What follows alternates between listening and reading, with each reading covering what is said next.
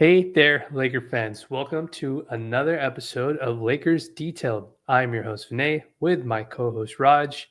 For all the folks joining in, when you do get the opportunity, if you're watching this on YouTube, feel free to hit that subscribe button and like the video. It certainly helps us out a lot. And if you're interested in supporting the pod, you can join the Detailers Club. I'll make sure to have the link in the description after the stream is done. We'll share it also in the chat too, in the YouTube chat for folks to be able to see it. If you'd like to support, you're always welcome to do that too as well. Raj, the Lakers win another one against the Clippers in exciting fashion. A game that was sort of up and down. Initially to start, the Clippers got Norm Powell. They eventually lose Norm Powell because I think he ends up getting like a reoccurring injury or something like that, Yeah. and gets ruled out of the game after the first quarter. And then we get like two different styles of games. And the first game, Luka Doncic wasn't, he was kind of having a rough game shooting the ball.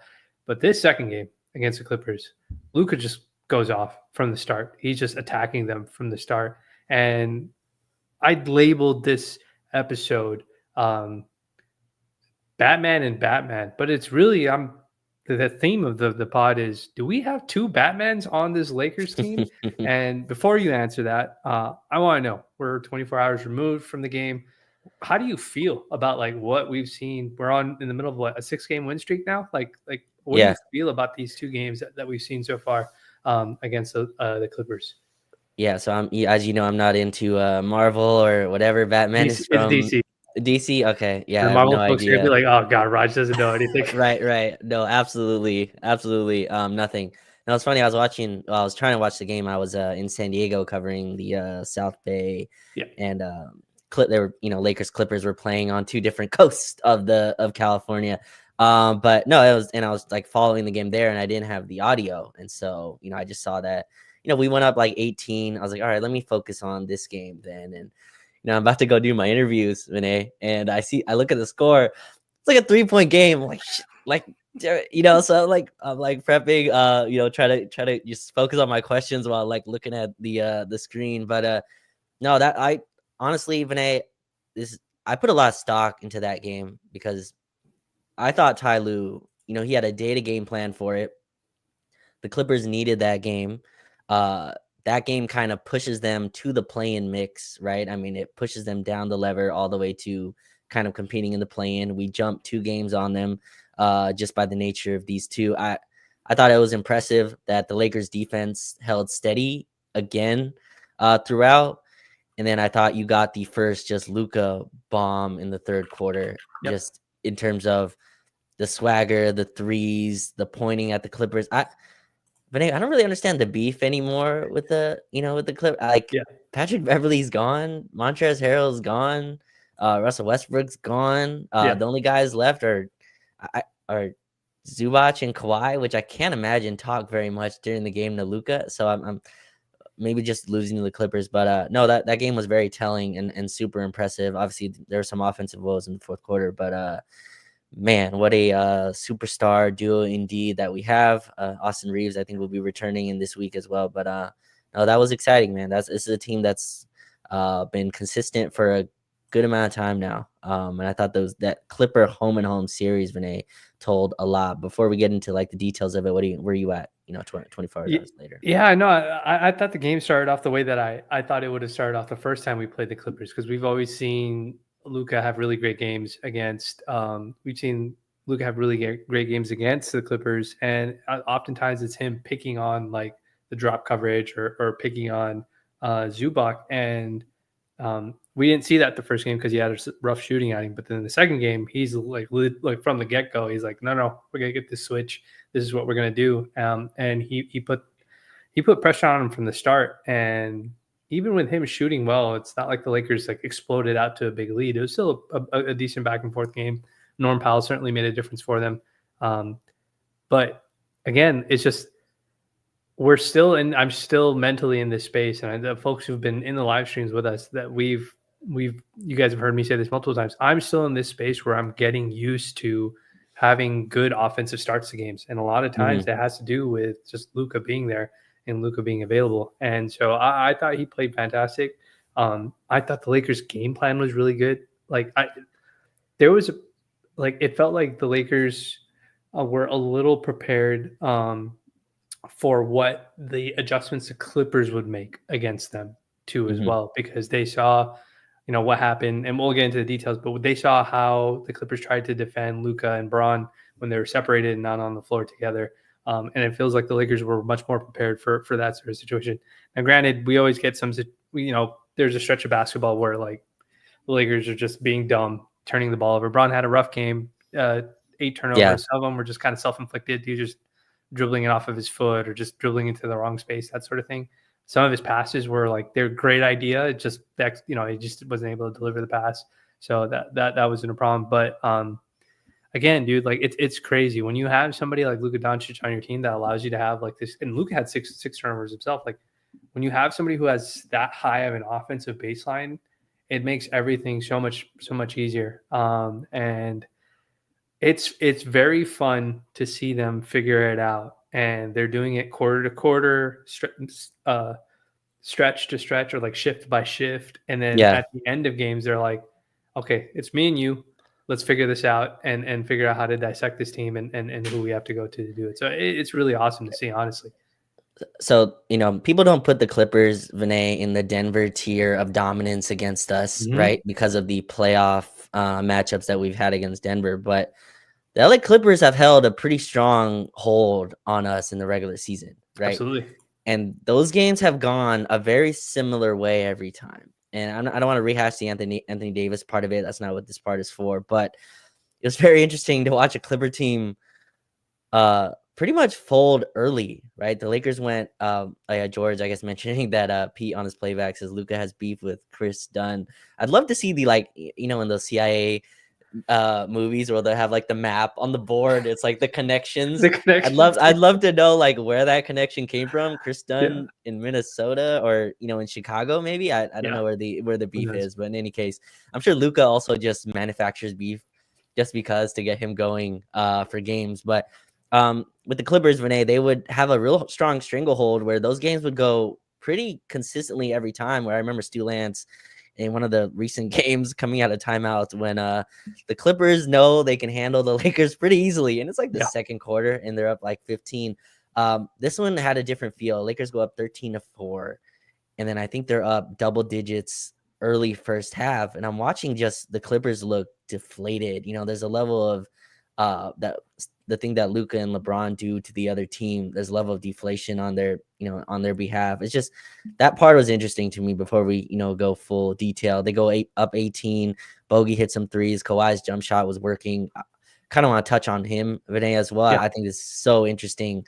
The 2 games that he had, and I think that's kind of foreshadowing how we guard other superstars. But that part of it as well, just Denver had a similar feeling. We only played them once, so it didn't get the same reaction. But beating the Clippers twice in a row, to me, that means something. This is a Yeah. Western Conference power. Obviously, they were out without Norm Powell. The first game, we were without Austin Reeves, who it's not the part of the pod for that. But but I found I took a lot of stock in that second game and to Yeah. really like put your foot on their neck in that one, even with the comeback, I thought was super impressive.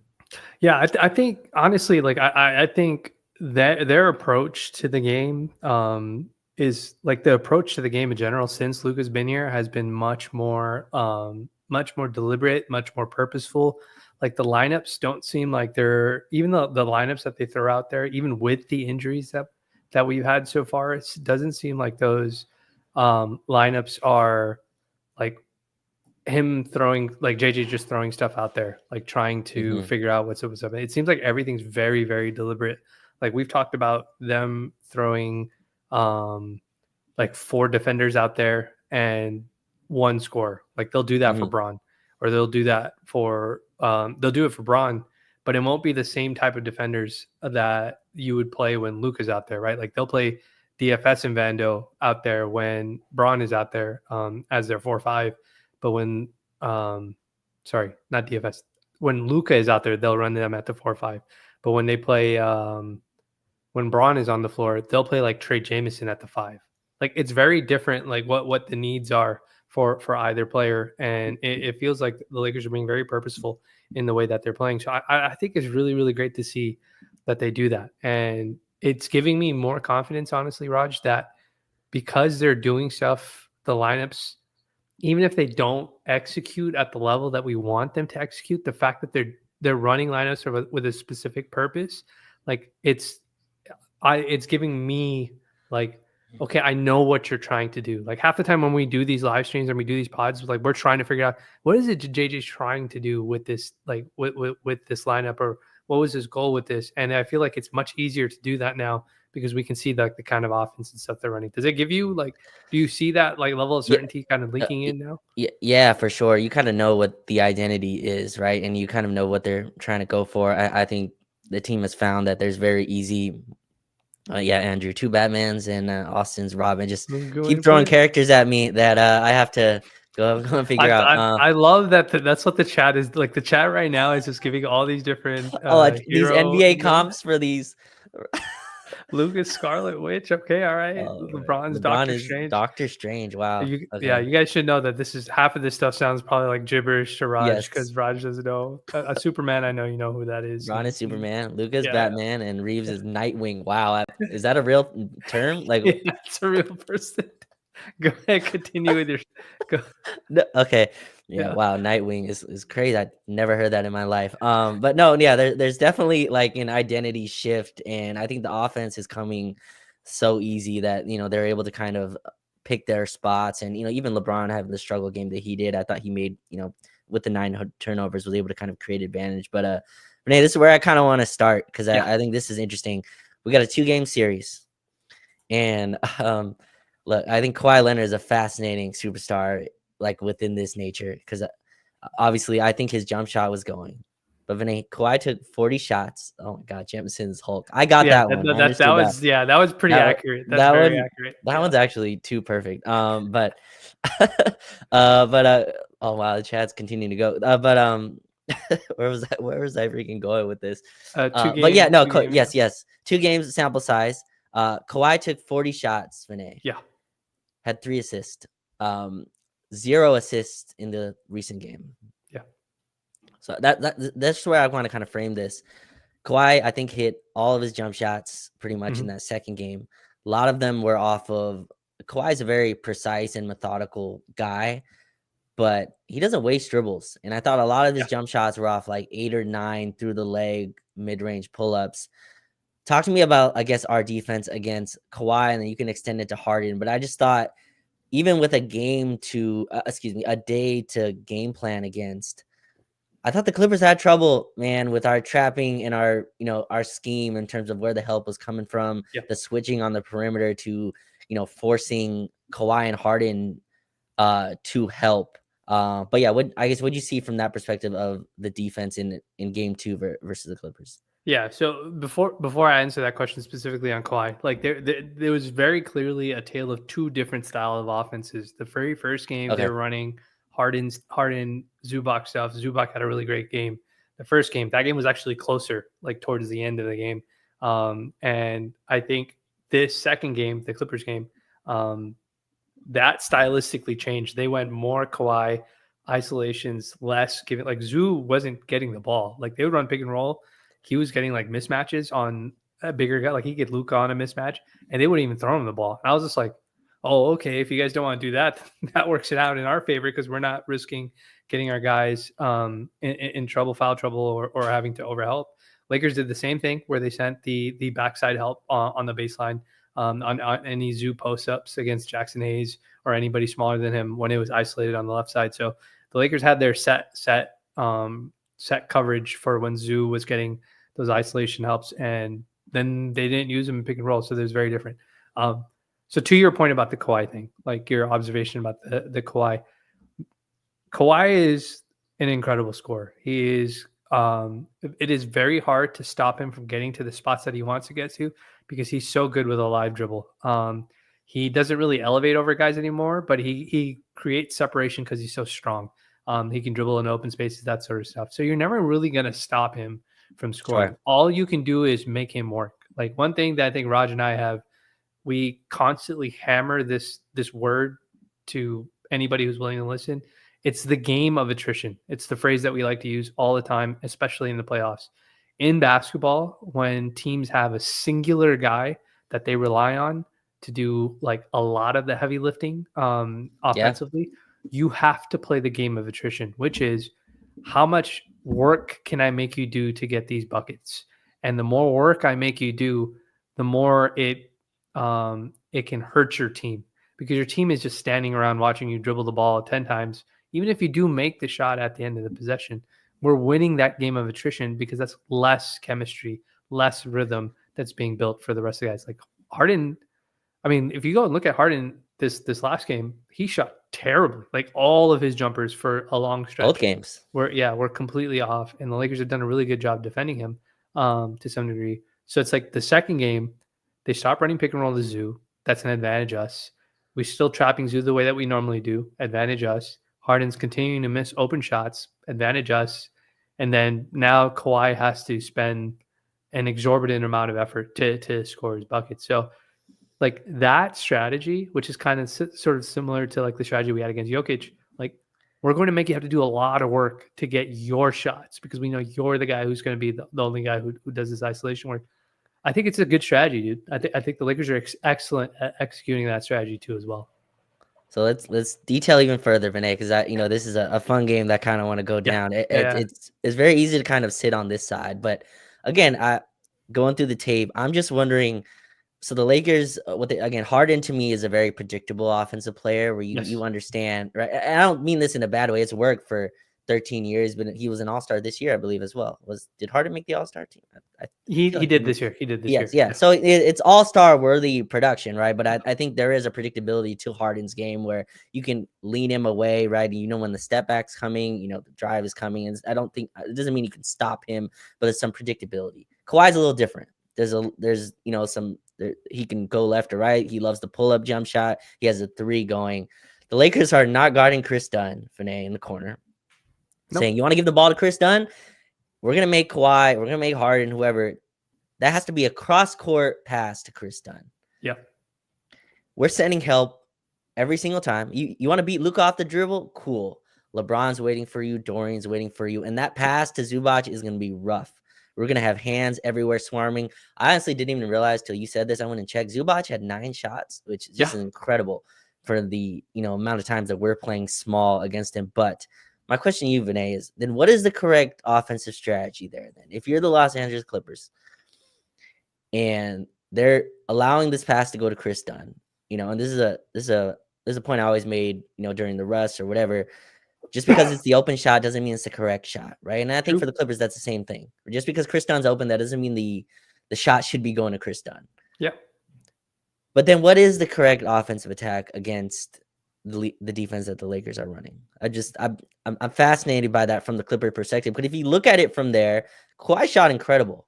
He was 12 for 23, I believe, Vinay, but didn't really get to the line. A lot of contested twos that I think, honestly, the Lakers would live with. But from your perspective, what was the Clippers, I guess, correct attack in there? Or is it just they kind of have to also live with Chris Dunn open threes? I'm fascinated by that kind of basketball chess match that was going on against two very high level coaches. Yeah. I lose an incredible coach, and JJ's making his name this year. I'm just fascinated, I guess, by the approach the Clippers got to of not even passing 102 points in either of these games. They struggled offensively. Yeah, for me, honestly, like I think getting the Lakers in more pick and roll actions, trying to force them to have to rotate, help, tag, low man responsibilities, XYZ, all that sort of stuff is the only way that you could effectively hurt us. But also, you have to be able to hurt us at the free throw line. Like if you're running that stuff and you're not drawing fouls or finishing at the rim, like at a very easy, like you have to be efficient against us. Like that's the main thing. It's not really about like what's the correct way to beat the Lakers. It's more like, can you play good enough offense against our defense? Because we know we can score on your team, like at a clip that you guys won't be able to defend. And I think the Clippers are running into this issue, and they have been running into this issue where they're used to defending us a certain way. They're used to the Anthony Davis post-ups. We can collapse it. We know where this ball is going. Either he's shooting it over multiple bodies or he's kicking it to whoever We want him to kick it to, and that's not happening anymore. Like that's not what it is. So for on the other side, the Clippers were typically the team where it's like, oh, we'll spread you out. We'll do 4 out, 1 in. Kawhi can be one of those guys who just isolates the entire way. But that doesn't work because you have to balance out the offense and the defense. And it used to work against the Lakers because the Lakers couldn't score. But Right. now if the Lakers can score, you can't just play a bunch of offensive guys on the floor. You know what I mean? Like you have Or to play defensive defense. guys, right? Yeah. Like there's got to Yeah. be an offensive, Yeah. So lenient player there. So I think I don't want to say this is it, it's a I don't think that like the Lakers can't be beat. So I don't want to Yeah, give the idea sure. that that's the case. But I think there is now a talent differential that favors the Lakers in these matchups against the Clippers that they're not able to overcome now. I think the firepower and the creation that you get from and just the amount of attention they command from Braun and Luka is just too much. Like it's too much for teams to really be able to handle, and because it's just too much for them to be able to handle, like they have to take calculated risks. So the Clippers, I think, were like, hey, we'll risk it. We need Chris Dunn's defense. He had a really great game the first game. He had like 5 steals or something crazy like that. Yeah. And that's the way that they're doing it. But that again, Raj, that's a calculated risk. Like that doesn't mean you're going to win it. It's just a risk that you have to try. So that was gonna be my point. Chris Dunn today still had 15 points last night. Like, and he did hit some threes. I just in crunch time. So obviously the Clippers are trying to make their comeback, and Chris Dunn is still open, and so he's taking open corner threes. And I guess percentage wise, I think that's the correct shot, right? I think an open corner three, but it's coming from Chris Dunn. It's not coming from Kawhi. It's not coming from James Harden, and I think that's what the kind of Lakers will live with, and that's like the attention to detail I noticed in this game in terms of just the coaching matchup. And look, I don't know how you change that. And you go down the Western Conference. It's just fascinating looking at the match. We don't do this now, but like OKC has a few guys, Vinay, that their percentages are pretty high. Mm-hmm. But in a playoff setting, like I think the Lakers are going to leave Caruso open. I think they're going to leave Lou Dort. They're going to leave Lou Dort open. Yeah. Right? They're going to leave Kason Wallace open. Like these are guys they're going to say, prove to us you can beat us. Yeah.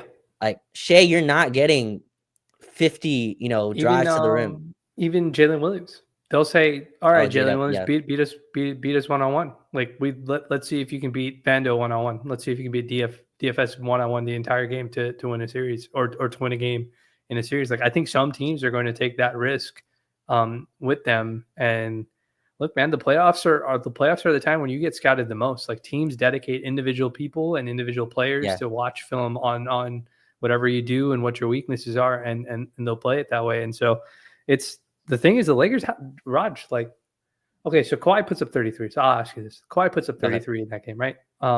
We put DFS on him, we put Vando on him. I think different guys get switched on him. Luka's on him from time to time. Did at any point when Kawhi was getting hot, at any point in the game when Kawhi was getting hot and he was scoring in bunches, did you start feeling like, oh, he might win this game for them? No, like not at all. But in previous matchups, I did definitely. There was a level of that shot making that I think can reach, and I think it was also compromising the defense in a way. But last night, I mean, it was contested 2 after contested 2. It was contested 3. It's just okay, never mind. No, it was just like contested jump shots, and he kind of started. He got hot, I believe, in the fourth quarter when the Lakers were up pretty big. And again, I think the Lakers play a style of defense, Vinay, that when they turn it off, and it just, it kind of seeps into the intensity that they play with. It's why I think these leads are, kind of getting broken. Also, we're missing some open shots, but no, I didn't. And that's so strange for a Laker Clipper game. Like that's just not how these games have gone at all. But again, Kawhi was great. It's just, I look at the 3 assists, and that's so interesting to me in terms of, he really created nothing for anyone else. I think Harden had a few assists, but Harden's shooting like 20% from against us this season. So I'm with you. I didn't think Kawhi had he was good. He was impactful, but I didn't think he had some jumpers late, and I just knew those weren't going. Like his legs were gone. I think he had a 3 late that almost cut it to 2, but no, I, I thought Kawhi, I thought they live with the shots that Kawhi took, and Yep. I think that's what the defense wanted. Yeah. But Vinay, 25 minutes in, I think we'd be remiss not to switch sides here, Yeah. and go on the other end. Again, just go a little deeper here with me. JJ Redick post game said, "We know teams can't play drop. Drop coverage is death. Yes. Teams are gonna," which is just Sorry. Sorry. no. Raj, Go ahead. they started that game off with zoo and drop. They Yes. started the game off with zoo and drop. And what did we say? Some folks, analysts, whatever you want to call them, people. When we beat Denver, people are like, "Oh yeah, just make Jokic stand in the back, and he just played. Don't come up to the level of thing. That way you can neutralize Lucas passing." I was like, "You can't do that. Like you guys don't understand how this dude plays." Like I'm not going to act like I'm an expert, but I've seen him play in the playoffs against the drop coverage. I was like, "You can't do that. You're making the read way too easy for Luka Doncic." And I want to say like his first or second three that he took in the game was like literally a hard dribble with his left hand into a step back where he got like Chris Dunn going downhill or whatever. And it was just, and he drained the three, bro. And again, when Luka hits threes, it Oh, doesn't touch the rim. And I'm like, bro, all right, dude, like what's going on? But bro, he had go a ahead. no, but he had a three. I just remember it against James Harden where he like 360 spun, step back, Yeah, all net, and just is talking all kinds of crap he's to the crazy. Clipper. He's crazy, dude. He's an absolute psychopath. But Yeah, no, so JJ Redick said teams are gonna not play drop because that's death. Teams are gonna red, which is be at the level of the pick and roll, or they're just gonna straight up blitz. yeah. And Vinay, I don't know. Tell me if I'm wrong. I'm shocked, like that Ty Lue, a day to game plan, came back the next day and went, "Nope, this is what we're doing." Yeah. To your point, they played drop first quarter and third quarter, Yep. beginning, and my God, did Luka fry that up? I mean, It was just bad. Yeah, it was yeah, bad. yeah. You can't let because I think what it is if you play a drop coverage and you're letting Luka dictate not only getting downhill, but his defender obviously is going over because you can't Mhm. go under on Luka Doncic either. So you got your defender off balance, and he had Chris Dunn hanging on him and just takes a step back, nasty step back three that, to your point, does not hit any of the rim. But no, Vinay, were you surprised or did you kind of expect the Clippers to again?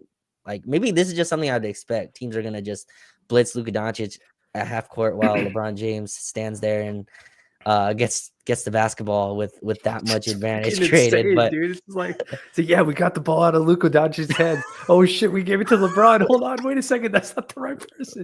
Okay, right, so right, right. even okay, so there was a stretch where they had Trey Jameson setting the screen. Braun was off the floor, and they Mm, have Trey Jameson setting the screen. Um, but this time Luka was prepared for it. So as soon mm, as the blitz came, he as the double team came on the screen, he was slipping that pass in between the defenders. So he wasn't having to throw like an awkward over the top jump pass or have to like make some extraordinary move to get out. Like he knew, I know where this trap is coming from, so I know where the open space is going to be. And Trey had a couple of I think he had one hook shot maybe off of that. He might have had a layup off of it, but then he had a couple of like he just caught it, dribbled it, looked for the open guy, gave it to the open guy, and just the offense kept flowing. And my thing is like you can't give this dude, this is like the Braun thing that we've said before too. Like you can't give this guy the same read over and over again. Because if he mm. knows if he knows what's coming, which again, to your point, like Ty Lue going back to the blitz or going to the double team, I was just like, well, I don't know if this is a smart thing to do here. Like maybe you're just better off playing him straight up. Shading him into his weaker hand or whatever it is.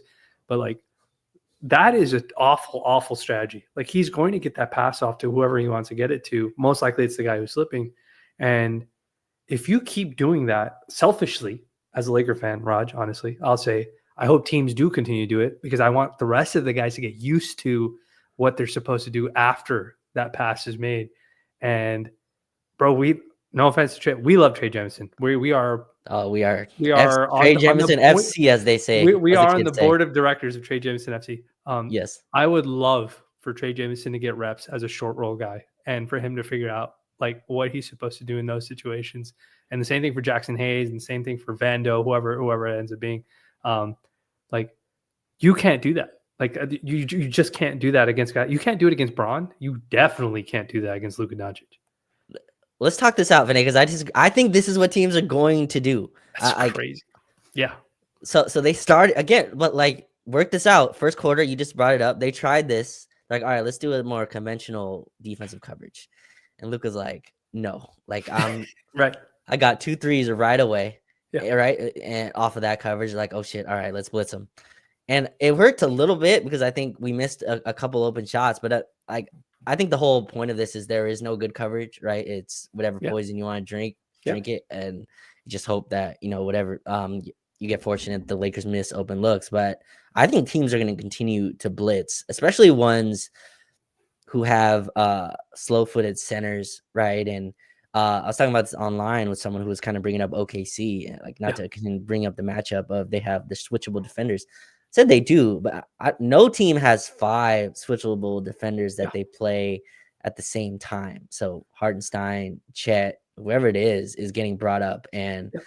Luka. And your 5 switchable defenders, all 5 of them have to be able to check LeBron and Luka Doncic at the same time. Like so you have to have 2 Right. guys that can check those guys. And by the way, you still have to go check Austin Reeves when he's healthy Right. too. Yes. So, Yeah. yeah. So, but go ahead. Yeah. No. Yeah. So like that's what makes this really difficult, which is why I think teams would rather just blitz Luka than get the Lakers get themselves in rotation, Yeah. or you know what I mean, or and having everyone else involved, just get the ball out of his hands, which is interesting.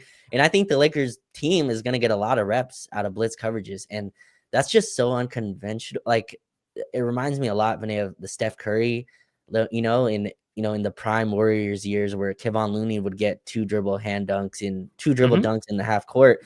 And you mentioned Trey, he had one too. And Trey's so funny. He catches the ball and is like looking for someone to hit. He's like, he's just like, oh shoot, I got the ball. Like, what am I supposed to do with he's like this? looking for contact. Like, Trey, you're wide open. Go to the rim. Go to the rim. finish. Yeah. Yeah, go finish. But that's stuff that I'm seeing. And yeah, I think teams are gonna see if Luka burns them, and if he does, which he's done his entire career, then they're gonna go blitz him. And you're right though. Like it's a tough conversation because then what do you do when LeBron and Austin are going? Again, I don't know where this offense hits. I find this conversation so fascinating that a awesome coach in Ty Lue had a day to sit with this and goes, it's the best we can do. This is the best way. And Yeah. look, in reality, the logic is right? Like if the short roll guy is Trey Jameson or Vando or Jackson Hayes, it's the right choice because you're getting the ball out of Luka's hands and you're putting it in the hands of somebody who's not offensively skilled. But the problem is that if the Lakers are prepared for it, you're in trouble. Meaning, if JJ has told his guys, hey, there's a chance that Luka's going to get blitzed when Braun isn't on the floor because we don't have Austin Reeves and we don't have, maybe Gabe Vincent's in the corner or whatever it is. Like, I need you guys to be prepared that when this pass comes to you, this is what we want you to do. You either go dunk it, finish at the rim if there's nobody in front of you, or find the guy that's open on the 3 because somebody's going to roll from the low man spot to you. And the crazy part, Raj, is these guys are listening. Like they're not like you're not seeing these guys get the ball in space and just do dumb stuff. You're seeing them like pick up, dribble once. I don't got the layup. Let me pick it up and look for the guy who's correctly over there. Like our guy, Trey, you clipped it earlier today. I think it went kind of viral today. The Vando and Trey's effort off of the offensive rebounds. Every offensive rebound, as soon as they grab it, they secure it, and they're already looking up for Luka or Braun or something. Like they know where the ball needs to go. There's no confusion. Nobody's playing hero ball. Nobody's trying to do extra stuff. And that level of discipline from your role players means that they're being coached to be disciplined in their roles and they're executing at a high level. So the scary part is once they figure it out. What happens when the team figures out how to deal with this coverage and this kind of I think that's when other teams are going to be in a lot of trouble. Yeah, and it's funny you mentioned Trey. I thought Vando had just an awesome weekend of he's played like 15, 20 games and just is talking the craziest stuff every time. He's back to Vando, man. Yeah, he's the Vando we got when we traded for him. Exactly. Back to that original Vando. And I think he actually, Vinny, this is the interesting part.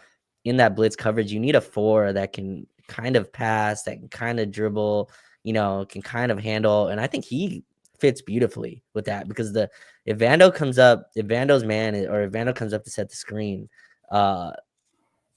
that team is leaving Jared Vanderbilt. So there's Bro, like can you, we made this joke last time. Remember the joke I made? I was just like, Vando hitting these corner threes off of Luca's yes. passes. Like, Braun's probably like, what the hell, dude? Like, I've been passing you that pass for like fucking 5 years. You haven't made that shot, and now you're making them. And then the last game, Vando's catching like alley oop dunks and Oh shit. yes, So yeah. Braun's like, what the Where was this cutting when I Where was, was where giving the was this? ball? I needed you to do this, bro. You're standing off in the corner, not helping me out. He But was he was on the yeah, bench with the just most expensive clothes that are known to man, standing over there. yeah. Respect Vando's fit game. I guess Yes, that's fit, right? That's what the young folks call it. that's But what that is. Yeah. like he's like even in those lineups where it was Luca and a bunch of defenders, like you're getting utility out of Vando offensively with the late cuts. You're getting utility out of Trey Jameson with his screening. You're getting utility out of different guys in that capacity. It just you're right. Like now, Vando being back to where he's at defensively, but now he's kind of finding his groove offensively. He's just like, I don't have to try to make this play. I can just give it back to Luca, and Luca will make the play for me. And I just got to be available and be ready to finish it. So, I think it's very very cool. Yeah, for sure. And look, I've loved the Vando Jameson pairing. I think those have become really fan favorites. And when they were, against the Clippers, again, I don't even know if this would have worked a few seasons ago, but we have LeBron with just four dogs next to him. Like it's Yeah, just LeBron, you carry the offense for a little bit. They got Bogdanovich out there. Just pick on him while you're out there. And the other four guys, when they are all just we rebound yeah, and we run and we hit people, and that's yeah, it. Like that's all we do. And I just find that so fascinating that we have two superstars and another ascending player in Austin that are very skilled, yeah. very methodical, very attack with precision, and we surround them, but with just bulldogs who like get after it. Yeah. Like, I love like Vando's like, I'm not Luca. I can stay with you on the floor Yeah. while we battle for this ball. Like, Yeah. Don't get twisted. I find that part of it just so fascinating, the balance of it. Raj, I already know your answer is going to be no. I don't know what this is, but you've never seen the Mighty Ducks, right? It's an old '90s movie. Have you heard of it before? The I've heard Mighty of Ducks. it. Yes, the You Mighty heard of it? Ducks. Okay, so there's this really old movie called The Mighty Ducks. It's about some kids hockey team Okay. that eventually they're called the Mighty Ducks and stuff like that, and it's just about them. And it's like all the different characters and stuff like that. So there's two characters, there's two brothers, I think, or two friends on that team, and they're defensive hockey players, and they call them the Bash Brothers. And their roles are exactly what their names are described to be, which is they're enforcers. Like they come in and their job is to just like put hurt on everybody that's on the opposing team in the way that you can legally in hockey. And when I see, dude, like when I see like DFS out there with Vando or Jameson out there with Vando or any combination of those three guys, like that's the vibe I get from that team. Like, oh, the Bash Brothers are on the floor. Like now everything is about to get like we're about to like junk up everything you like to do. Like this game, no matter how beautiful this game was, because these teams are out trading shots offensively, we're about to make it real ugly in a way that we like it. We like to make it ugly, and so like that. I'll send you the clip in the chat when we get to it. But like that's such a great way to describe, for me personally, like what DFS and Vando are, and what Jameson adds like as a third person to it. Let me ask you this, Raj. So we lose Jordan Goodwin. We're already down Austin Reeves. We're already down Rui Hachimura. We're down bodies, like not star bodies, but we're down bodies. Luca's working his way still back from the calf issue. Braun kind of tweaked his hammy or something like that from what it looked like, but it looks like he was okay. We get this situation where Shake Milton gets inserted into the lineup, or Dalton Connect kind of has to step up. Yes. For us. Gabe Vincent gets inserted into the starting lineup, and DFS is already in there for Rui. DFS opens the game. I think he goes 3 for 4 in the first quarter to start the game. Luka goes 4 for 5. So he comes out shooting. So he's already helping us, with scoring the basket. He hits an open three. I think he pump fakes out of another one on a baseline that ends up being a layup at the rim. We're getting contributions from guys, and then Dalton had a fantastic game. Like he got hot for a stretch. I think he went 5 for 8 from 3. Somebody mentioned in the chat.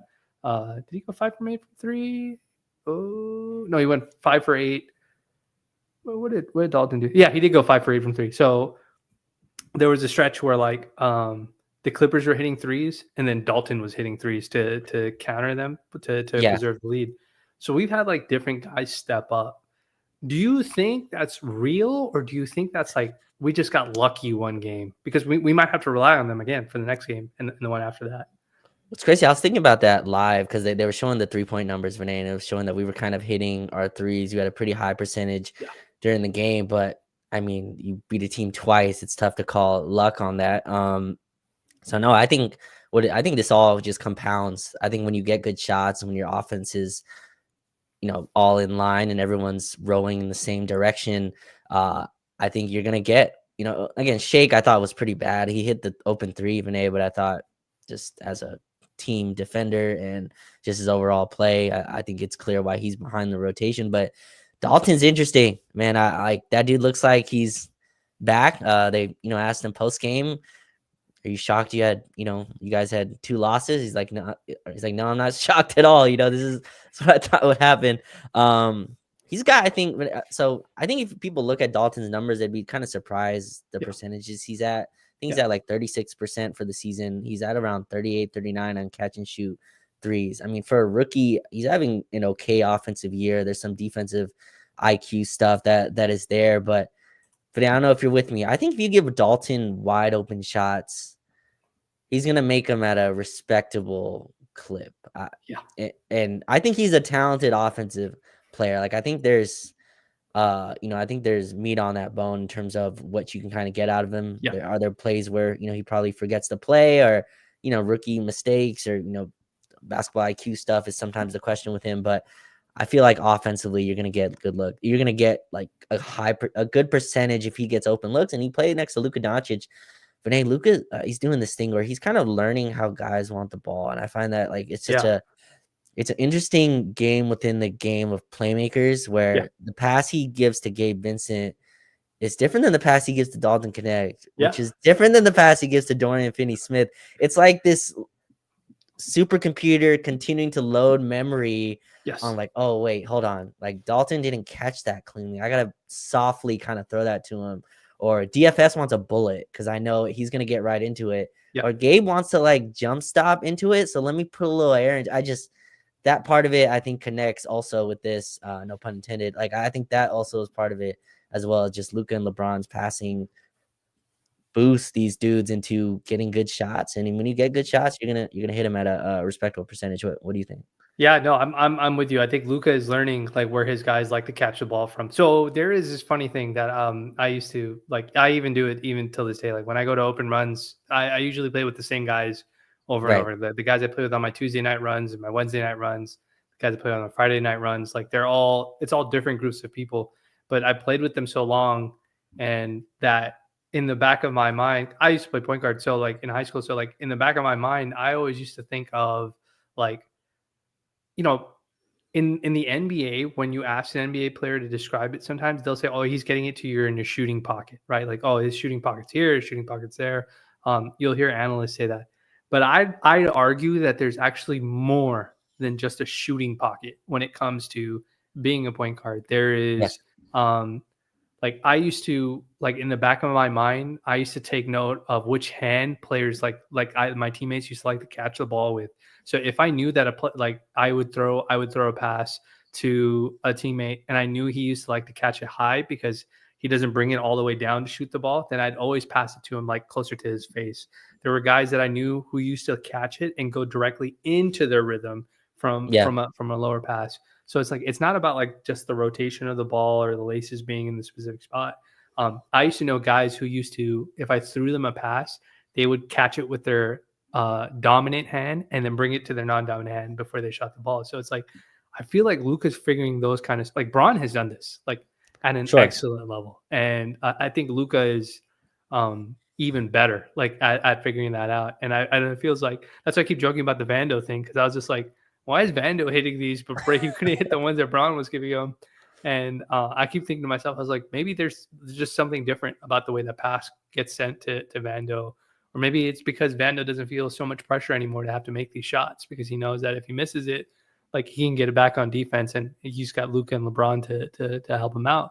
But him figuring that out, like I wonder if that's something that's happening. Like just like small quirks, like um Dalton doesn't need to get his feet set. Like his feet are always set. So he really doesn't need to get his feet set. He just needs to get his motion into the spot. Mhm. Like you said, Gabe likes to do a little jump stop, like before he likes to shoot the ball. Like those sort of small things, they just it's not sometimes it's not an active thing. It just happens over time. He Right. continues to figure it out. And I mean, like even the DFS thing, like sometimes DFS will shoot the ball, and like as it leaves his hand, you're like, oh, this is off. Like I can already tell, like the Right. way it Yes, yes, shoots, yes. this is not even Yes. close. It's like super ugly misses. But when he gets it sometimes, and like Luca sends it to him, it's like, oh, that looks like a great pass, and he caught it Yeah. great, and he's releasing this great. So it's very fascinated. It's very fascinating to see them have to figure it out. Raj, even like the lobs that he's throwing to Jackson, like some of those lobs, like we've seen people throw lobs, guys that are good passers throw lobs to Jackson. And Jackson like is like, oh, he's not ready to catch that. And but with Luca, like a lot of those passes are just right on point, right at the height Perfect. at Jackson's perfect apex. He doesn't have to jump higher or lower than what he's currently good at. And I think it's Yeah. giving confidence to Jackson. Jackson's had, bro, he had another tomahawk dunk like off of a live dribble, and I was just like, bro, this guy's like feeling himself now. Like he's just like, no, if I get this open and I think I can dunk it on you, uh I'm gonna try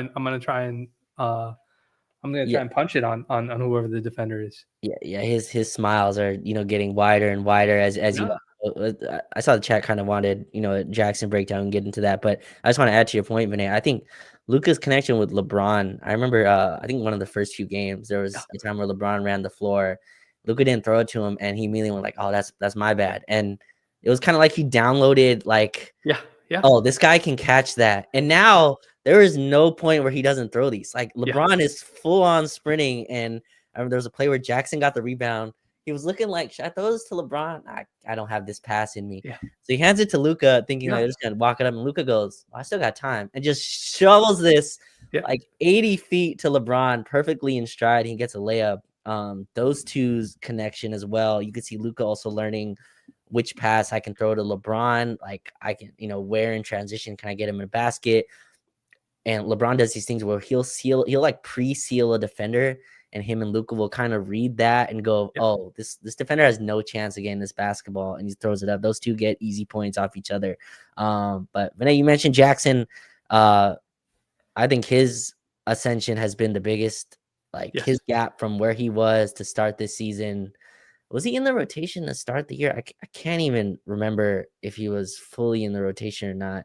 Well, we were But starting out Anthony Davis for a while. I think Jackson was kind of in and out of he, the rotation to some degree. we were doing But this then at some LeBron and point, Rui at center, yeah, right? I think as well. And this is while Jackson was healthy. yeah, Also, there's a lot of clamoring for Christian Wood, yeah. At the time, yeah, who's out now, not on the team and not in the league, I believe. But in any case, yeah. I don't think anybody signed him. Yeah, no, yeah, I was very low on Christian Wood, and so I nothing against him, but yeah, in any case, Jackson Hayes has ascended to a point where I think there's already talk of should we re-sign him, which is yeah. insane. Like people were wondering if he's worth a minimum deal. But is this all Luka Doncic? Is this all? Well, obviously he was playing well before Luka got here, but is this all the scheme changing to more fit his skill set? Like what's been the biggest Jackson Hayes? What's the biggest reason Jackson Hayes has ascended to a starting caliber center that we believe can start on a team that can go far in the playoffs? Yeah, I think this definitely does have to do with adding Luca. I think Jackson. I think the floor spacing out more, Luca commanding more attention on gravity, him being the screen and diver with Luca, and the attention that he garners has certainly opened things up. I was just going to add something to that long pass that you were talking Oh about. yes. Jackson's actually started. If you guys watch when Jackson gets a rebound and Braun does that leak out, or anybody does that leak out, Jackson actually quickly tries to get the ball out of his hands to Luka as fast as possible, so Luka can throw that pass. And the pass that you're Mm-hmm. describing that he threw, I think the broadcast on Spectrum showed Luka after that pass as they were coming down the court after the make or something. Because I think the team called, I want to say the Clippers called it like a timeout or something like that as soon as Braun scored on Mm-hmm. that play. Might have been Braun or Gabe scored on that play. And you see Luca look at Jackson and they high five each other because he's basically telling Jackson like good job for giving outletting it to me quick Right. so I could get this pass off to LeBron because you can't make that pass. And like again, from a viewing standpoint, we think nothing of it, but I can tell you personally, like from a basketball standpoint, when you have that kind of chemistry with like a guy, like a role player and a star, that goes so far when it comes to like the trust between Yes. the players on the court. And it's such a small thing, but just the fact that like Jackson's like, I got this rebound, we might have an advantage. Let me get to Luka as quickly as I possibly can. Like we see Trey do that. Like we've seen Trey Jameson do that multiple times. Um, where he gets it, he'll like fight like five people for a rebound, and he's like immediately looking for the right person to get it to. But back to your Jackson point, I think it's certainly a lot of it has to do with Luka. I don't think functionally the Lakers are doing anything. He's not doing anything different than what we expect him to do. I don't think also JJ has changed how he plays. I think what's happened is that the Lakers have gotten faster at squeezing those driving lanes to the point where Jackson can be a plus defender. So the first game, and I think these Clippers games are perfect examples of these games. The first game, um, they ran pick and roll, and James Harden had to take those floaters because he was squeezed to the point where Yes. he had to take it. They weren't going to let him get all the way to the rim to draw a foul. You were going to have to take the floater. And I think when we did the last pod, I mentioned that Jackson was delaying his jump. He wouldn't jump at the same time as Harden because he didn't want Harden drawing fouls on a midair collision. So he'd wait until like the Right. ball Yes. was at his apex before he tried to get. He'd miss it. Sometimes Harden would make it. It is what it is. But every collision that happened between Jackson and James didn't result in a foul in the favor of Harden because he was timing it that way. But you flip it to the second game. So as a result of that, I think Jackson had like one rebound that game. Like the first Clippers game, he didn't have that. He averages like 5 a game. I Sure. would know because I bet the over on his rebounds and then he didn't hit it. So I was like, oh whatever. I was Sicko irritated. behavior over here. Yeah, sicko behavior. But he he doesn't get the rebounds. But the second game, they go away from the pick and roll, right? For whatever reason, they go away from the pick and roll. James is taking step back threes. He's not driving to the rim anymore. And now Jackson doesn't have to chase that block. Like he's not chasing blocks at all. So now he's able to box out Zubac. He's able to help show weak side help. Like when Dalton's on the floor, he's able to go and shade that baseline. So if Kawhi wants to take Dalton, he's only got one direction he's allowed to go to. He's not allowed to pick either direction against Dalton. So it helps Dalton out. And the way I knew that is because by the end of the game, Jackson had 6 rebounds. So it's just like, I don't think he's functionally changed how he plays. I think the Lakers schematically becoming faster and better at squeezing those driving lanes have made him like the rising tide, lifts all boats. Like I think Yeah. Jackson is benefiting from that, especially on the defensive end. Yeah, I think just adding to that, they protect him, right? That Yeah. like he doesn't guard huge physical dudes anymore. They give that job to Rui, they give that job to LeBron.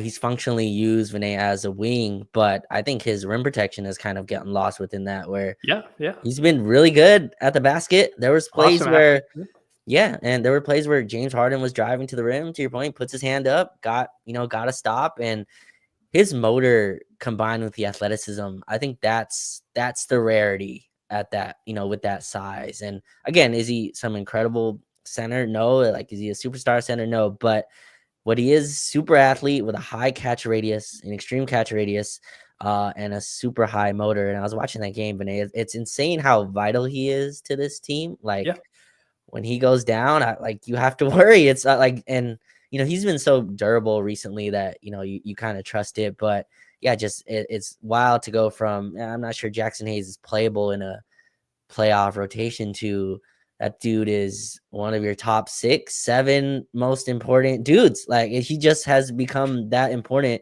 for this team. That the drop off from Hayes, and we love Jamison, obviously. We love James. We absolutely love him. Koloko as well. I'm a huge fan of Koloko, but the drop from Hayes to them is huge because then you're forced to kind of play small ball through the whole game, which is extremely taxing. But I think players like that we don't give enough, I guess, credence to basketball IQ. And Jackson has played smart basketball Yes, for a absolutely. very long stretch, and Yeah, I'm just so impressed by that. Luka, you expect, right? I was saying, earlier today that Luka Doncic, Vinay, also takes his brain to the other side of the court.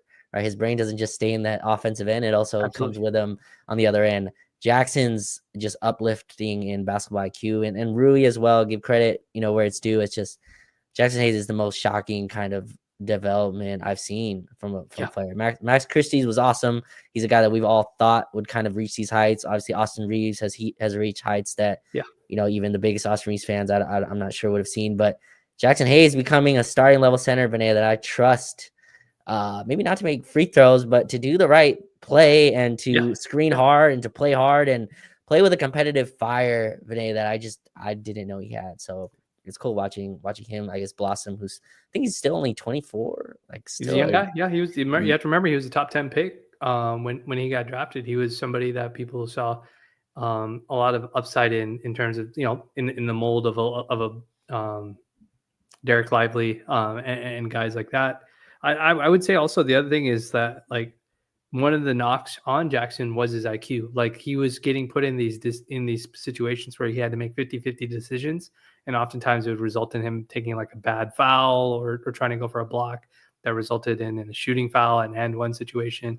And now it feels like that's been severely reduced. Like you remember there was like a stretch of basketball where Jackson kept trying to do verticality. Like he kept trying to do verticality defenses in the middle of the air and he couldn't, like the refs wouldn't give it to him. Like they never yes. give him a verticality call. And now you don't see him have to do that. Like when's the last time you've seen him have to sell out like that to try and get a block? It's not happening anymore because it's just the team is just doing a better job defensively um, uh, as a whole. Yeah, this is a point that I think gets lost as well, and I lose it as well. We think of guards practicing with the best playmakers, right? And Austin gets to learn under LeBron and Luka now, and Yeah, just there's an educational value that you just can't put a number on it. Jackson has been under Anthony Davis for 2 seasons. That's a really great point. And I don't know how close that relationship was. That's not really very public. But it does seem like Jackson has, improved in that yeah. manner. It's been cool to watch him and the whole team, just absolutely take a step forward. Do you have any other basketball stuff, Vinay, from just the Yeah, last few weeks? yeah, I have one thing that I do want to bring up since we're on the topic of defense. I Yes. want to talk about Luca's defense because Oh, yeah. he got clipped to death from that Charlotte game that we lost because at the end of the Mm, game Charlotte was picking on him. That was probably what game 2 or 3 of him coming back into normal conditioning. I think third game. Yes. when he was coming back, and not to say that the conditioning was the reason he was getting blown by, but it didn't look good. People were like, this is same old Luka Doncic. Can't contain anybody. Blah blah blah. That sort of thing. Luka's been really good. Like Luka's been very good defensively. Like I would say he's at least been average. Like I've seen him take matchups against Kawhi. I've seen him take matchups against Harden. I've seen him take matchups against different guys, and he's not letting guys blow by them. Well, can people blow by him? For sure. Not saying that they can't, but he's doing a really really good job containing guys or at least corralling guys and sending them to the other thing.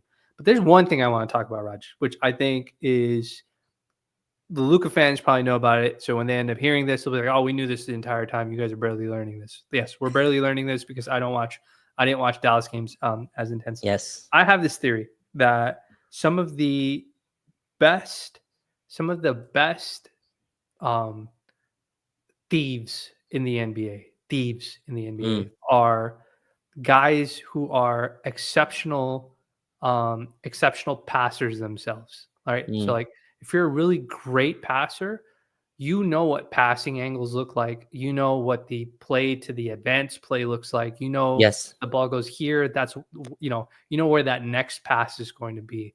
And Luca has a couple of steals, dude, that he's done where he knows where the advanced pass is coming. Like he knows that James is throwing it here because they're going to throw it to the corner from this angle. And he's been predicting a couple of these passes and he's catching these so cleanly that it's like flipping the what's it called? It's like flipping the momentum in almost a disruptive way. Like when he steals it, everybody's just like, "Oh shit, he stole the ball." Like and like it's usually like Braun or somebody who great IQ, great passing IQ. Already knows exactly what's going to happen as soon as Luka gets the ball. Somebody has to leak out for any shot. So I just wanted to point that out because there was a couple of plays that he did that. There was one play, I wish I could remember what team it was against. It might have been the Clippers. But I want to say it was the Dallas game where I think Kyrie tried to throw a pass to a corner and Luka knew that's where the pass was going based on how they had set up the offense and he picks it off in advance. And there's another play that Luka did and I don't remember what game it was. Oh, it was against the Nuggets where it was I'm shocked that I haven't brought this up already. It's a 2-on-1 that's going to turn into a 3-on-1. Or sorry, it's a 3-on-2. And Luka's the main guy back. And Aaron Gordon's bringing the ball up. And Luka has a man to his left. And he also has a teammate who's slightly trailing behind that man to his left. And Aaron Gordon also has a teammate to his right. So there's an offensive player to Luka's right. So it's functionally like a 3-on-1, 3-on-2 if you assume that guy's catching up. Aaron's bringing the ball up, and Luka sees the guy to his right, and he yells to one of his teammates. He points, and if I can clip this, I'll find it. He points to his teammate like, "You get him, like get the guy that's on the other side." And Aaron Gordon tries to throw this no look bounce pass to his right. And the reason why I say this is really exceptional is because Luka in his mind had made up. There's no way Aaron Gordon is going to get this pass off to the guy that's to the left of him. And the only way he can get the pass off to the guy to the right of him is if he throws a bounce pass past me, because he has to throw it in front of the guy, or else the guy that's trailing behind him is going to steal it. Aaron Gordon no looks that pass, and Luka steals it off the bounce. He takes it off the bounce on a fast break. And when I saw that happen, I was just like, oh, this guy is just like, he's seeing stuff at a higher level. Like he's seeing the play beyond the play to the point where he's just like, no. Just make sure you take care of that. And I'll make sure I take care of whatever they're trying to do over here. And I think that's really awesome because A, that shows that he has the effort to do it. And B, that shows that he has the IQ to do it. It's just a matter of putting him in the position and giving him the support that he needs to be able to do stuff like that. Right. And so where he's not going to beat you, Vinay, is his athleticism, but where he beats you is his mind. Right? Yeah. That's what I've kind of seen. It's nuts. And he's in the perfect spot, right? Where JJ puts him on that low man kind of position and he's kind of patrolling the backside and, put him on a non-shooter and go, you want to throw this pass cross court to this guy? Go ahead. Yeah. But any other pass is gone. You're not forcing a pass into the rim. There's a few passes. And again, this is kind of what added up to Zubac only getting, I think, 9 shots, or whatever it was Luka and LeBron and Dorian and Vando all just, this pass is not getting through these 8 arms of just complete deflections and steals and just a swarmingness. And what I'm most shocked by, again, like he's not winning defensive player of the year or anything anytime soon, right? Like, so, but what I'm most shocked is this is a very, not just a taxing defense, but this is a mentally like draining defense in terms of every player Vinay has to be locked in. Like this style of defense, you're as good as your worst defender, right? It's to me why the Shake Milton minutes were so harmful, was because he just did not look like he fit into the style that we were playing. But Luka fit in pretty quickly. Like the defense has not dropped off since his arrival. I think it's gotten better, strangely, which we continue to just be to gasp about. But no, he's fit in very well. And I think JJ and the staff have decided, like, we're going to control the terms of engagement, right? Yeah. Like James Harden, you can 3-dribble blow by Luka Doncic, but you're doing that to the right and waiting for you as a defender, and your lob pass is taken away. So the pass that's available, go ahead. Take a cross-court pass to the corner to Amir Coffey or to Chris Dunn or, any of those guys. We believe that we can close out. And just one more love to Jackson Hayes. Jackson Hayes, Vinay, like his ability to touch the paint and then go contest a 3-pointer. Yeah, on the runouts, Yes. Like those are not easy shots at all. He's, and he's long and his arms are high. But no, I think that's what it's contributed as well. Luka's just is bought in and he's not locked. Like, again, a superstar with that much playmaking that he does and offensive productivity, just you're not going to get a guy that's picking up full court. But his team defense has been fantastic. Like it's just I think the Lakers sizing up. Obviously, DFS, Vando, Gabe. No matter what happens with them offensively. They've been great defensively for us, I think. And so, and then you've got Jordan Goodwin coming off the bench when he's done it. Trey Jameson coming off the bench when he's done it. Like you're getting some real scrappy behavior, off the bench and from that group. And it's just JJ is finding the right buttons to push when it comes to it. Like he's finding, I think he's still trying to find the right combination of players. I think the shooting slump for some of the team, some of the guys on the floor has kind of mitigated the effectiveness of some of those lineups. But as soon as they find like league average shooting again, like I think those lineups are gonna, when they split them up, like when Austin comes back, like once he starts getting big, being allowed to be the alternate guard next to Braun or Luka, like those lineups they're gonna go crazy if Austin's the normal Austin. Like I don't think people understand. Like Oh my we god. are fighting for offense sometimes without Austin because we have to play so many defensive guys on the floor because that's just what we have. But you won a game without Austin, without Rui, against the Clippers twice, and you played mainly defensive guys next to Braun and Luka. And the second game you got contributions from Gabe and DFS, but the first game you didn't. But Braun was spectacular. So, it's just different guys stepping up in different situations. It's been great to see, honestly. It's been awesome. The team feels like it's trending in the right direction. Vinay, Yeah. last thing I had, just question for you. Yeah. Lakers are the 2 seed.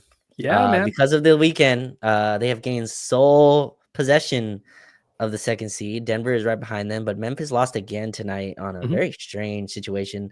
3rd straight game of a game-winning or a last-minute loss for them. We are now 3 games up in the loss column with them. Houston lost as well. So we're now, I believe, 3 games up on them for the top 4 seed, and we play Houston one more time. Vinay, how hard do you think this team chases the 2 seed versus this war of attrition? That's what's fascinating to me. Where that line that they walk, because it feels like the 2 seed was something they really wanted. Yeah. They could have rested either of these Clipper games, in my opinion, and it'd be understandable. First one was second half of back-to-back. Second one, you just played this team, right? You have nothing to prove against this opponent. But they go out, take both those games. LeBron and Luka play in both those games. Yep. And they go out and get that done. You play New Orleans now tomorrow, which is a little frightening because we've been pretty bad against bad teams. But just that idea of chasing the 2 versus chasing just being fully rested going into the playoffs. Yeah, I do think there's going to come a point, especially not this week, but the following week when we have that crazy double back-to-back schedule, the 6 games in 8 days or whatever that we have coming on with like the Bucks Nuggets back-to-backs twice in a row, and I think we have like a Suns Spurs back-to-back. I think there might be some strategic, not punting, but strategic rest that happens during those games. Like one of the things I think we were talking in the big chat was like, if you have a nice stretch, we have New Orleans, New York, and then Boston. If we go 2-1 or 3-0 during that stretch, I would not be shocked if we let Luka and or Braun rest for the Brooklyn game because they're kind of a team that's bottoming out, especially if Austin comes back. Maybe one of those guys rests and you get like a full 4 or 5 games of rest, probably Braun because Braun's, the elder statesman, maybe both, but you get a nice week long where you've got to find rest somewhere for these guys because it's not reasonable to expect them to do it. So, but I don't think they're going to do it at the risk of losing that 2 seed. I think the Lakers want the 2 seed. I think they want the 2 seed. They want to be on the opposite side of the bracket from OKC, who's for sure going to lock in that 1st seed, and then let the chips fall where they let destiny decide where it's supposed to go. Because if it so happens that OKC doesn't make it to the Western Conference Finals, that is and the Lakers do take care of business all the way through because of they held on to the 2 seed. You're talking about having home court all the way until the NBA Finals. That's a big deal for the Lakers. I think it's a big deal for Braun. It's a big deal for Luka. It's a big deal for the team. And it's a reward for the fans too as well. So I think they want it. I think we have 2 back-to-backs with the Bucks and Nuggets twice. I wouldn't be shocked if the Lakers are like, okay, those Bucks games aren't as important. They're not in our division. They're out of conference. If we can afford it, if we get 2 to 3 games on the Nuggets or something like that, and we go into those matchups and we can really solidify the 2 seed from that team, I think they'll try to be strategic about it. Or I could be completely wrong, Raj, and they'll be like, "No, we're playing every single game. We're trying to win every single game, and like we don't care. Like we're going to build this chemistry and rhythm that we need." So I could see it going both ways, but I think they want the 2 seed. I don't think they want to give that 2 seed up.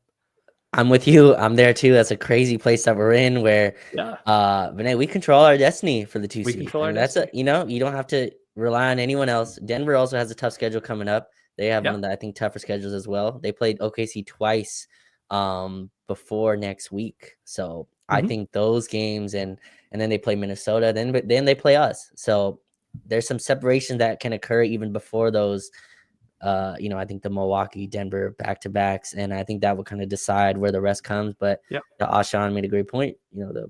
Yes, George as well. The week after in the play-in, and then let destiny decide. Don't piss off the Yeah. basketball gods. Which Basketball gods are always watching. there's That is a there's Lakers there's detailed uh core there's some franchises that look like they pissed off the basketball gods. By the it's a way, core commandment of the Lakers detailers core. yes, it's a little Basketball dangerous. gods are always watching. Yes, Phoenix and another franchise feel like they have some repentance to do, man. It's a little scary.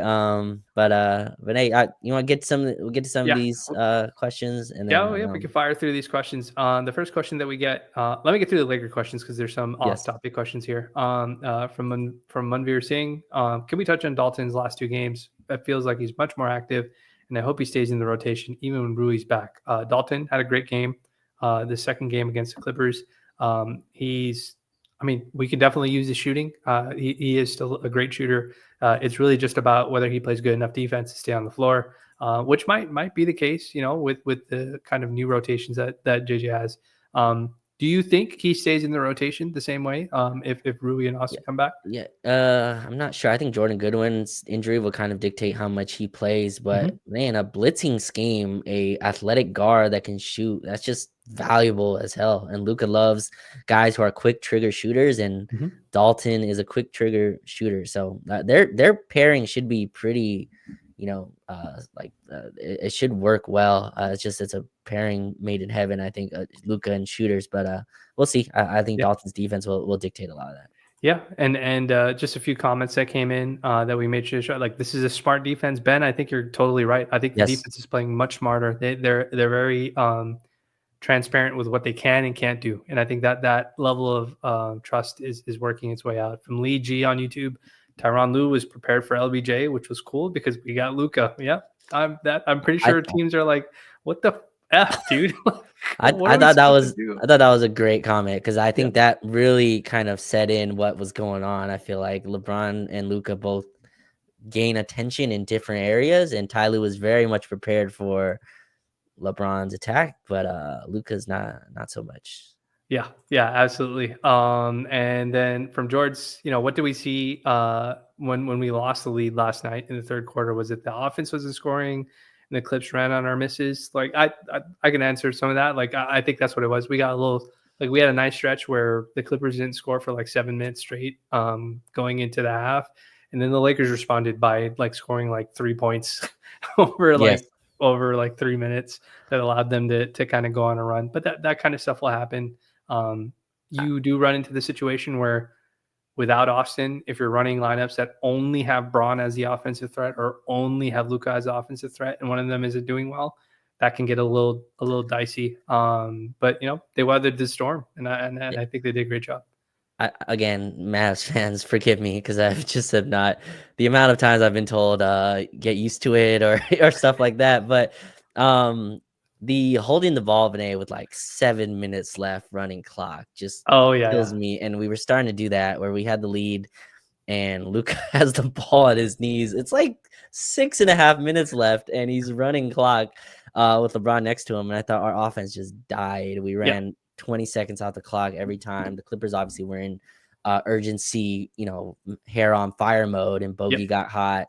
Kawhi, I think, hit some threes, and the game got a little tight at the end there. But yeah, that's what I thought the lead. That I honestly thought that's how the lead got trimmed. Yeah, yeah, I'm with you there. And hopefully, I think once we get Rui Austin back, that'll help mitigate some of that stuff.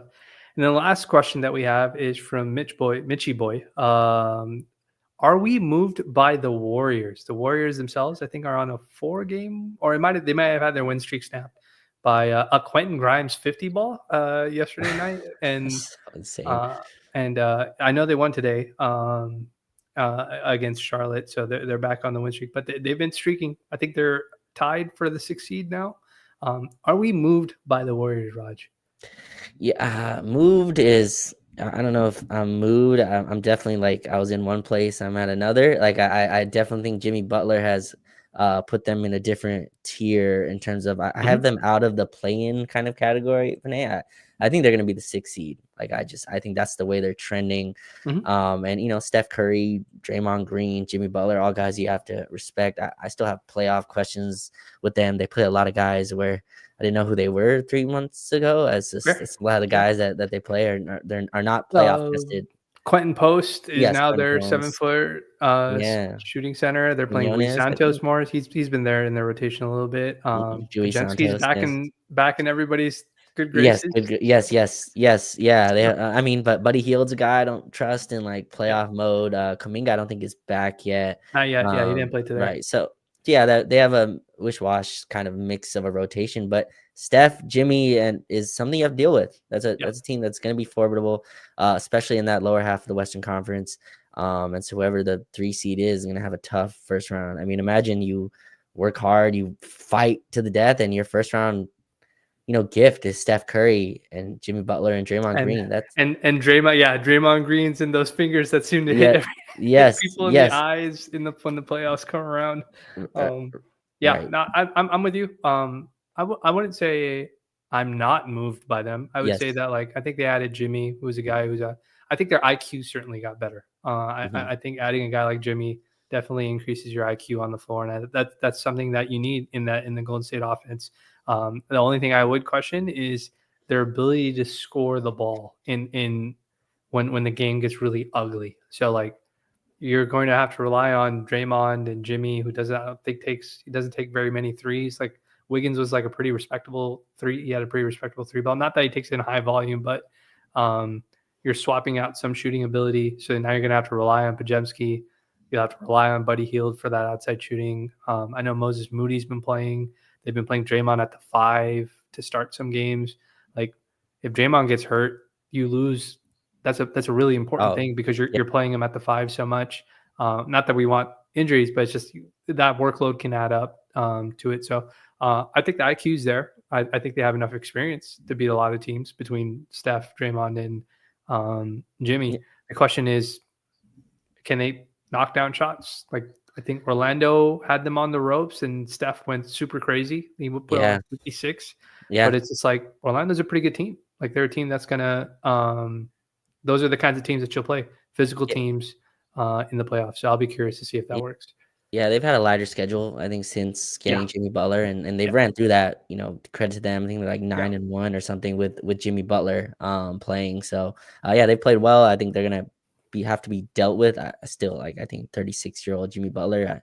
To your point, I'm worried about the legs with him, but favorite thing, Ashan says, Dre meet Trey. Trey meets Trey. Trey's been, yeah, they had a nice interaction last time we played. And we've got them one more time with this Jimmy Butler team. We do. Yeah, Yes, so April. it's gonna be interesting to see how that game works out. And I'm just gonna add this last one because I see it, and I know this is eventually gonna become a thing because for some reason, well, not because of some reason, because Braun folks and Steph folks have this Right, love right. affair with each other that they can never let each other go. But if we do get Lakers and Warriors in the first round, I would welcome that because we can add another nail in the coffin of this matchup that people keep bringing up. And I would feel like really confident. Lakers size, speed, shooting, Mm. all of that stuff against the Warriors. I'd feel pretty comfortable about it. But Raj, did you have any last thoughts before I let the folks go? No, I think that's it. I think we got into a lot of stuff. Yeah, man. Very busy week here. Yeah, Pelicans tomorrow, yeah. Knicks Thursday, and then Boston on Saturday. Big showdown. Busy, Yeah, busy yeah. basketball week. Yeah, busy basketball week, and then an even busier basketball week the following week Yes, with all the rescheduled games that we have happening. So, folks, for the folks that joined from the start, we're so happy you were able to join the live stream with us. For the folks that came midway through, you guys can always play this back on YouTube, or I'll be posting this very shortly onto the Spotify and Apple, and you guys can watch it that way too as well, if you want to catch up. If anything, we appreciate everybody. Before you go, if you can like, share, subscribe on the YouTube channel, that certainly helps us a lot. If you feel like contributing to the pod on a monthly basis, you can join the Detailers Club. I'll make sure you can do it on the YouTube channel, and I'll add the link in the description for folks to go and check out. But as always, folks, we appreciate you. When me and Raj talk Lakers basketball, it's never us talking to you. It's us talking with you, as you guys can see how we engage with the chat. And we just love doing this. So wherever you are, we hope you have a wonderful day. And if nothing else, we'll catch you in the next one. Take it easy. Peace.